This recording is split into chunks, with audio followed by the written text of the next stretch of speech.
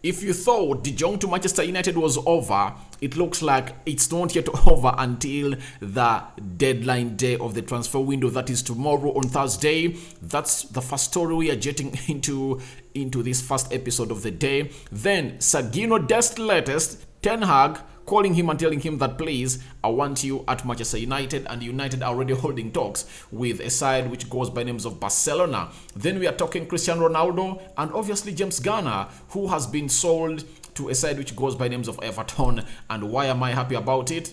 Something has been included that everyone was calling for in here onto the United Matters channel. Welcome to this channel. I go by the names of Rock and David. First video of the day, came in late, but as usual, as yesterday, we brought in 2 stories, but today I promise we are going to put up 3 or 4 stories, because most stories are really going to be breaking down. After this video, I'm going to bring you the breakdown of the match preview of United versus Leicester City, a game that is going to be played tomorrow, and Everton has said a lot about this game of football in here onto the United Matters channel. Rock and David is my name, and without further ado, let's get this rolling. But guys, remember to subscribe to this channel. We are having 7,520 subscribers. We are left with 480 subscribers to hit 8,000 subscribers, guys. We can make this happen, guys. We can make it roll, and we can give it a very big, huge task ahead of us. Thank you, guys. Subscribe. How do you subscribe? Lower right bottom corner, smash the subscription button for smashing, hit the notification bell.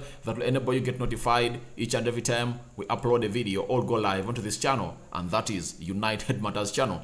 Then today we've been told by Fabrizio Romano that Manchester United are dreaming of Frankie de Jong, but the only way his situation changes is for him to call his agents and Barcelona, and he says he wants to leave, which hasn't happened in the last 3 months. So obviously, Frankie de Jong is one of those deals that United has been chasing for the previous 3-4 months. And now, as things stand, Fabrizio is telling us that United are dreaming of signing Frankie de Jong. And if at all an opportunity is fronted to Manchester United that Frankie de Jong has agreed to join you, United will go in, break the bank, and pay that money that Barcelona wants, and even give Frankie de Jong a salary that he really wants. But obviously, we've seen Frankie de Jong. The big question is, will he go ahead and really submit to what Barcelona wants to reduce his salary, to take a pay cut?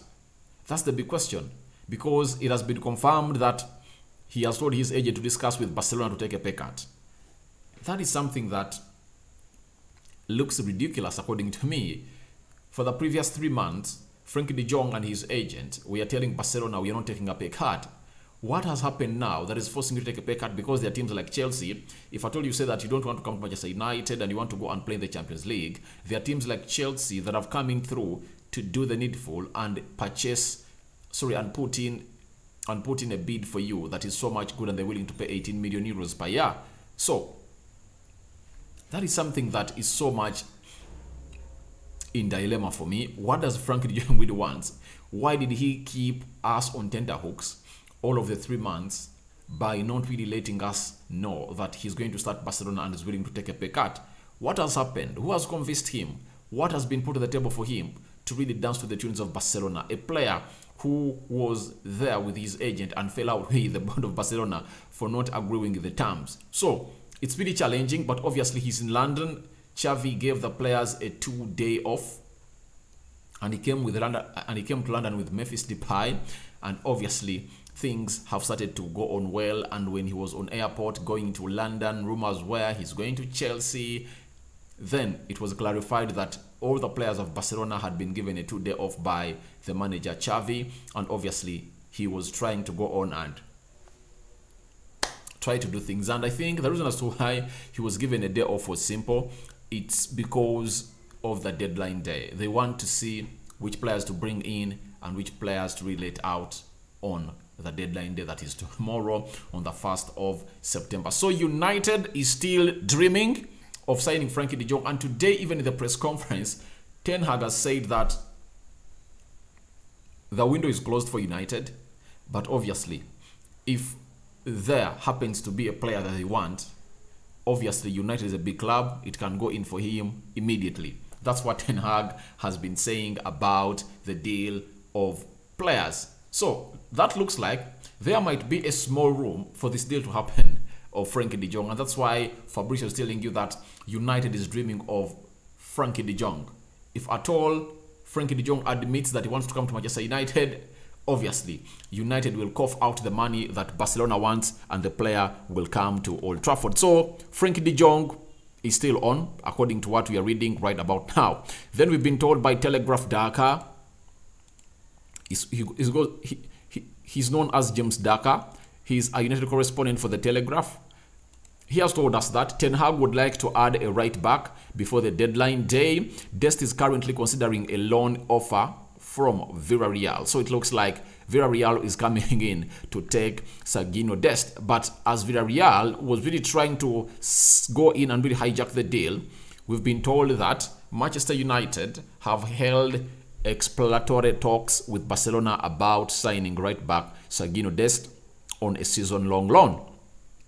So United wants to sign him on a season-long loan. So let's wait and see. Then Erik ten Hag called Dest to tell him that Manchester United will come after him if they release Aaron Wan-Bissaka. This is Dario Monteguero. He's a reporter of the Erichinguillo TV. And people are asking themselves, why is Ten Hag calling Sergiño Dest? Sergiño Dest was at Ajax, if you never knew. He was at Ajax and he left in 2020 at the age of 19 and went to Barcelona. He was at Ajax. He was at Ajax.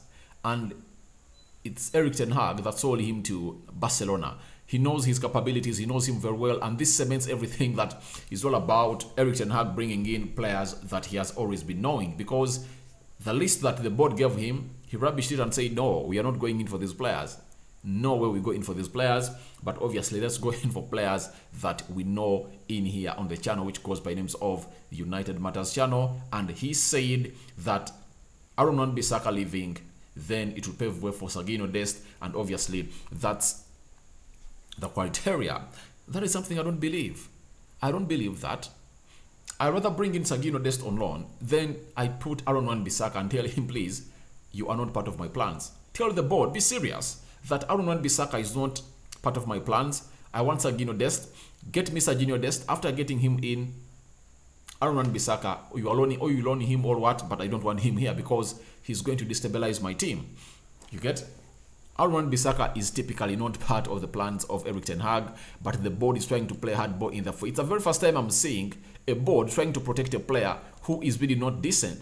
For Anton Martial, when Joel Glazer said that I see him as my Pele, at least you saw something in him.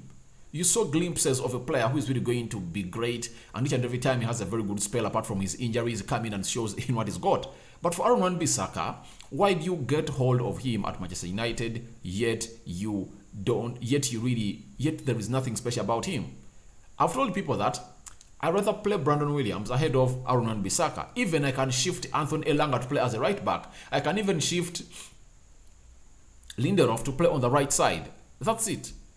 But Aaron Wan-Bissaka is really not anywhere near what Ten Hag wants. That's why he's totally off into the picking order of the manager. But I'm surprised that he always puts him on the bench because there's nothing to do. But I really believe that when Brandon Williams returns back from injury, because United has Twanzebe, Brandon Williams, Lindelof is back, Anton Martial, I think those are the injured players, and Phil Jones, 4 injured players. That's what United is having.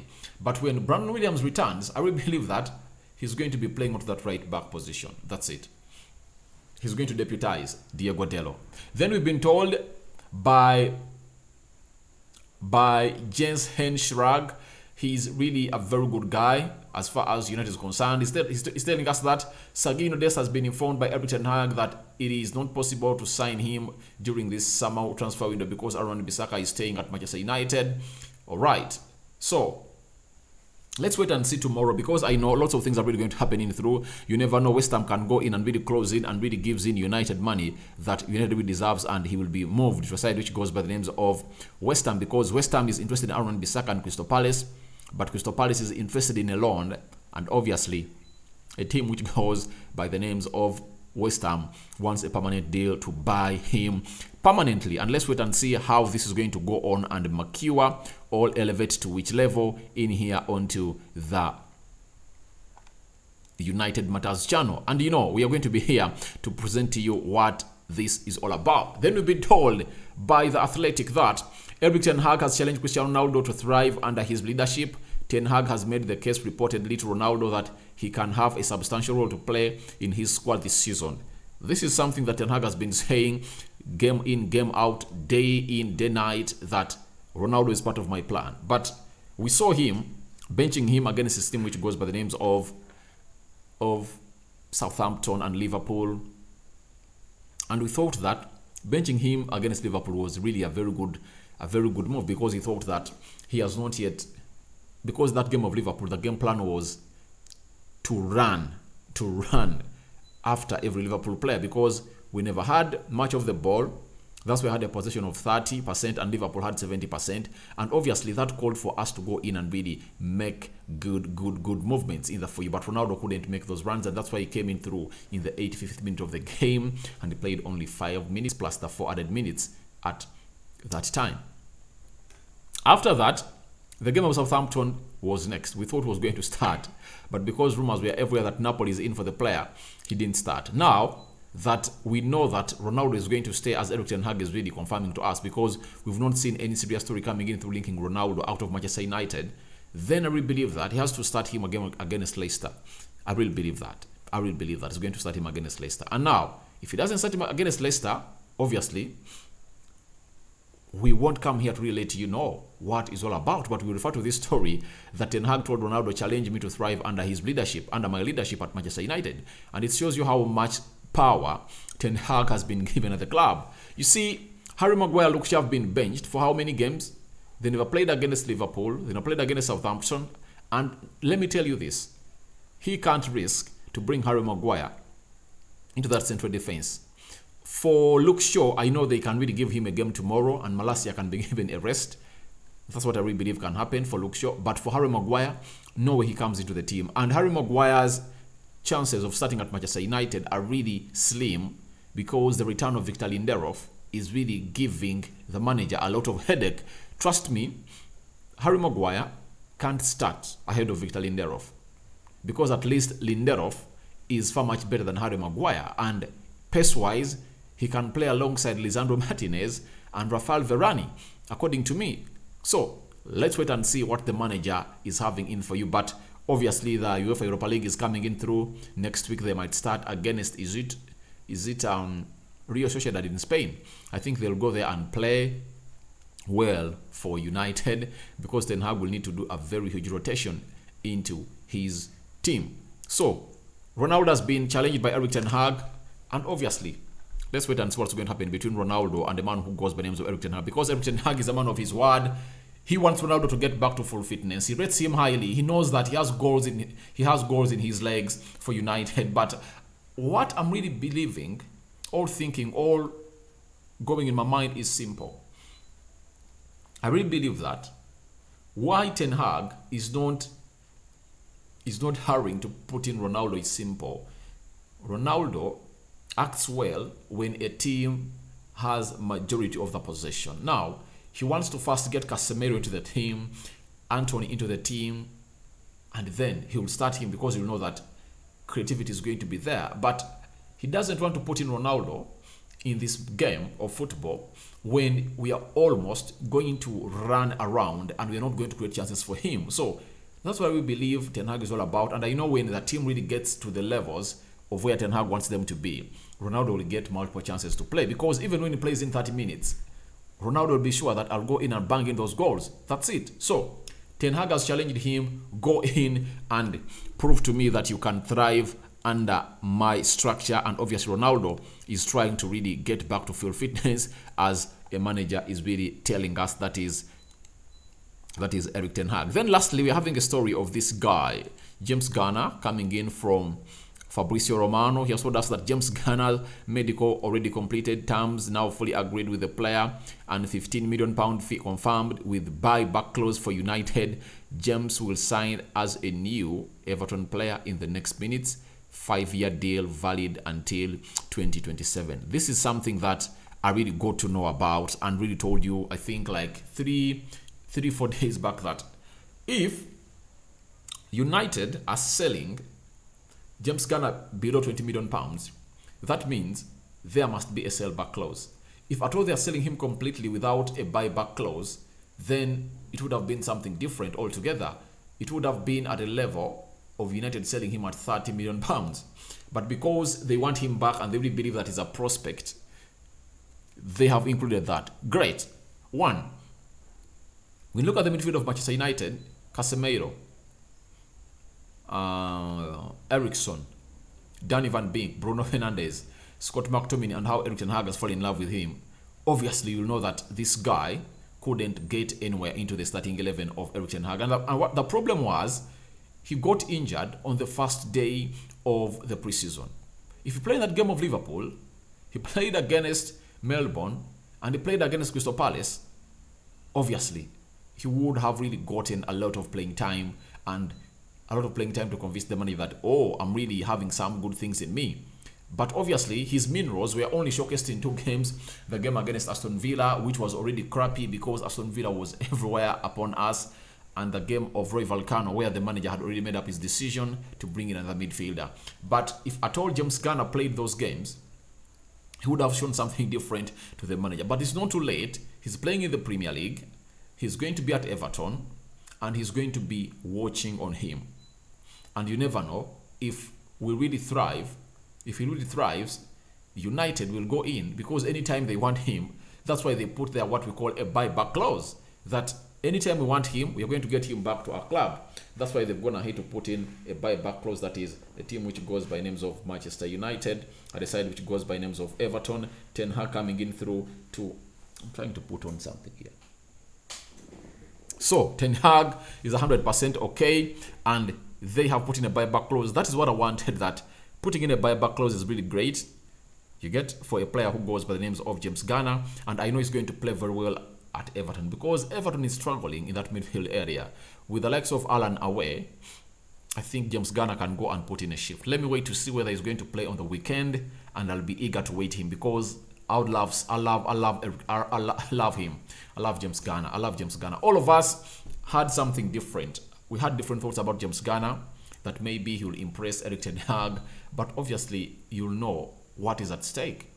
If Danny Van Beek has not yet gone ahead to convince Erik ten Hag, then what of James Garner? Meaning that, according to Erik ten Hag, in his rating, he was really far away from what he rated him at. So let's wait and see what's going to happen for the guy. But Everton is getting him at 15 million pounds. Obviously, it's a bargain, and Everton has gone ahead to win the rest of what we call James Garner from Manchester United to Everton. Reason being, Southampton was interested, Leicester was interested. Is it even West Ham?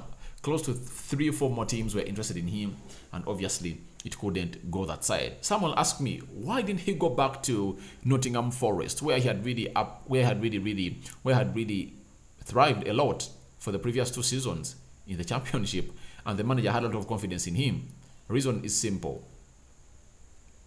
Nottingham wanted him, they couldn't buy him, and they couldn't take him on loan. One, they couldn't take him on loan because no team is allowed to loan 2 players at the same club.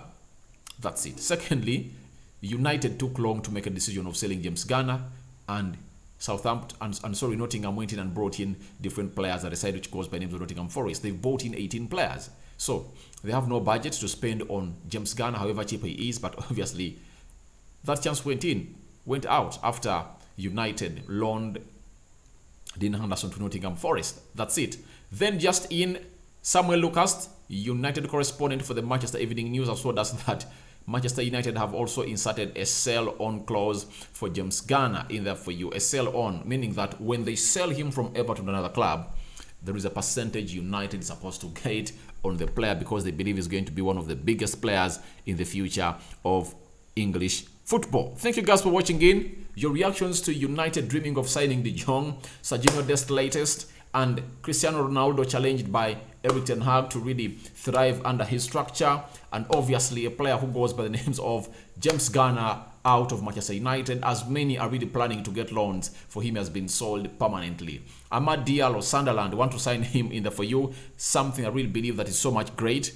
It was wrong to loan him to Scotland in Rangers, yet there were other teams that really wanted him in the Premier League and the Championship. Thank you guys for watching in. Smash the like button, comment and share. Subscribe to this channel, guys. We are left with 400 subscribers to hit 8,000 subscribers. I know this is going to happen, and let's keep rolling and going on. Subscribe to this channel. And guys, don't forget to tell me your reactions to all the stories we've talked about into this first episode of the day.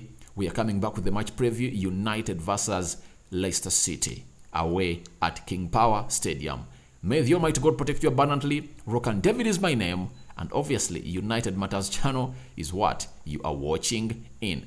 A sign out for now. See you later in a Giphy.